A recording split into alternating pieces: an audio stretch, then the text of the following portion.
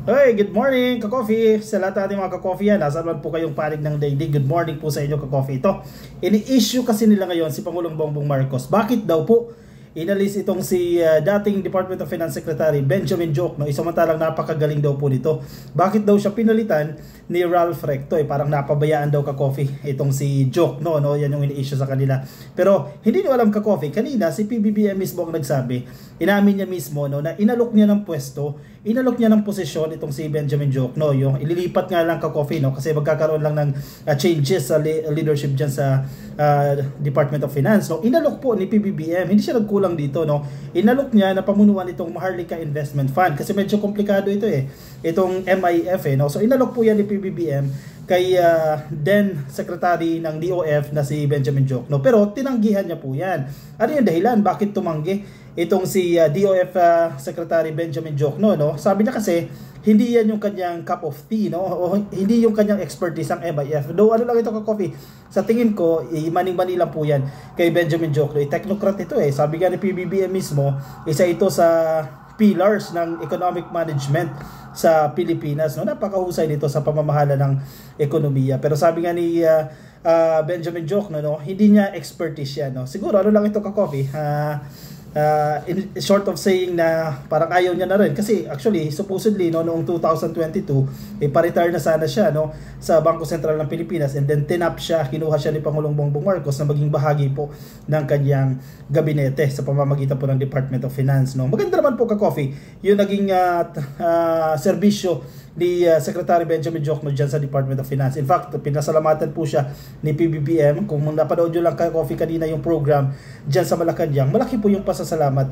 ng ating presidente dito kay Secretary Diokno dahil sa kanya naging kontribusyon. Lalo na, ka-coffee, nagre-recover pa lang tayo sa pandemic katatapos lang po ng COVID-19 pandemic, hindi pa ganoon kaganda yung ating ekonomiya. And imagine, no, na developing country tayo, hindi ganyan kaganda yung ating ekonomiya, may crisis pa. So malaking challenge talaga yan para sa economic managers na ibangon yung ekonomiya ng Pilipinas. So hindi basta-basta. Kaya nga malaki na lang po yung pasasalamat ng ating presidente dito kay Secretary Benjamin Diokno. At yung ipinalit ngayon sa mga nagdududa rin naman sa qualifications ni ngayong Secretary Ralph Recto, maganda rin po ang credentials. In fact, nagva-vouch mismo si PBBM. Siya mismo yung nagsasabi na isa sa pinakamahusay na kanyang nakatrabaho noong siya po ay senador pa, itong si Senator Ralph Recto, no? Kumbaga, yung General Appropriations Act, yung GAA, kapag nagkakaroon po ng mga pagdinig dyan sa Senado, halos kabisado nga, ika nga ni Ralph Recto.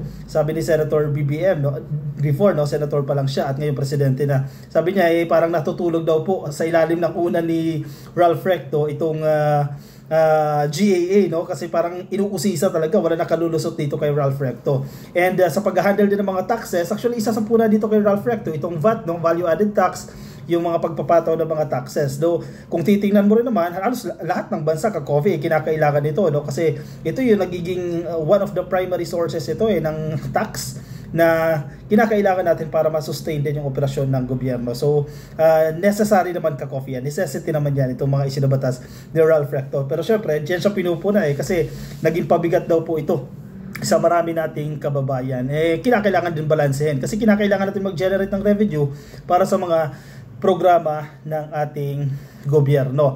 So, ang tanong ngayon, ano ang mangyayari dito kay Sir Benjamin Diokno, no? Saan siya mapupunta? Huwag po kayong mag-aalala dahil magiging parte pa rin po siya ng administrasyon ni PBBM. Siya po ay mananatili bilang miyembro po ng Monetary Board, no, ng Bangko Sentral ng Pilipinas. Yung Monetary Board, ka-coffee, kumbaga ito yung nagde-direct ng policy, no? Ito yung nag-i-implement, kumbaga most powerful na body dyan sa Bangko Sentral ng Pilipinas. Kaunti lang yan, ka-coffee, parang 5 lang ang miyembro dyan plus yung governor ng Bangko Sentral ng Pilipinas, no?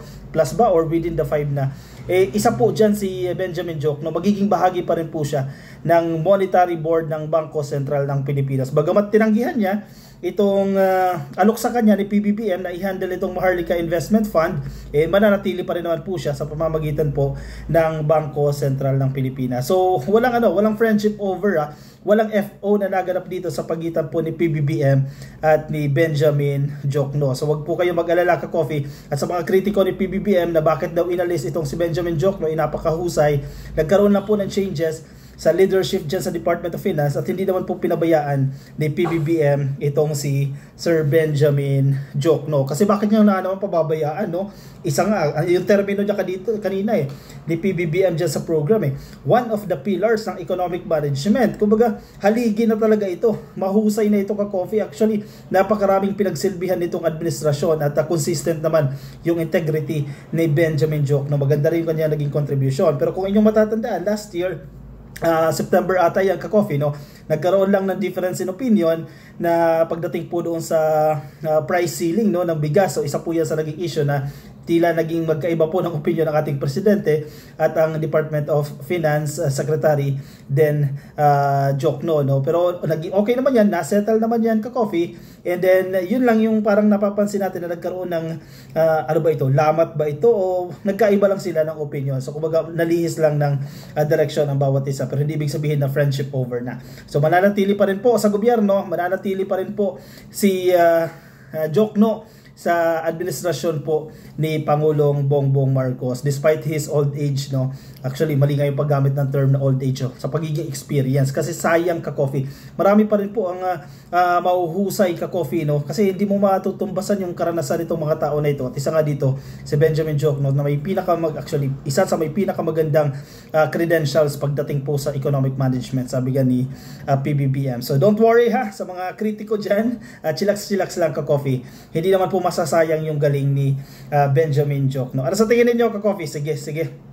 I-share nyo ang inyong opinion, ang inyong reaksyon dyan sa ating comment section para mabasa din po ng iba nating ka-coffee, no? Baka meron po kayong mga komento, may mga narinig-rinig po kayo dyan na gusto nyo pong ibahagi sa atin, ilagay po dyan sa ating comment section. Isa pa lang ito ka-coffee itong changes dyan sa leadership, kasi ang nabalitaan natin dyan sa mga pagbabasa natin at pakikinig natin, mukhang dalawa daw po na miyembro ng gabinete ang tila mapapalitan, no? At isa na nga ka-coffee itong si Department of Finance Secretary Diokno. So mayroon pa tayong iniintay na isa. Kayo ka-coffee, baka may ideya kayo kung anong agency yan. Ang narinig-rinig ko dyan ay baka NEDA raw, no? Ay papalitan na rin po ito, NEDA. At yung isa pa yung Department of Trade and Industry. Parang yan ang naririnig natin kay Secretary Pascual na possible daw ka-coffee na mapalitan din. Pero unless wala pa pong inaanunsyo ang Presidential Communications Office at maging Malacanang kung sino talaga yung papalitan, antabay lang tayo ka-coffee. Hintay lang tayo kung sino nga ba talaga yung papalitan. Pero tiwala naman tayo na kung sino yung itatalaga ni PBBM, sino yung i-appoint sa pwesto, na-vouch po yan, na-check po ang credibility, na-check po ang ano ba ito. Importante din ito yung loyalty, no, sa presidente, kasi mahirap magtatalaga ka dyan na hindi ka susundin o iba yung direction mo, kasi ito yung plano ng presidente. Kung ikaw tataliwas ka doon sa plano, medyo hindi ma-achieve itong goal na gustong marating ng presidente. So importante din yan loyalty check, credentials, i-check ang credentials, maganda ba yung background dito, may maihahain ba ito sa table may maihahain ba ito sa gabinete? Yun yung mga konsiderasyon ng pagpili ng ilalagay sa pwesto. Kasi very crucial ito ka-coffee. 6 na taon lang ito Nakaka2 taon na yung ating presidente. So sulitin na itong 4 na taon.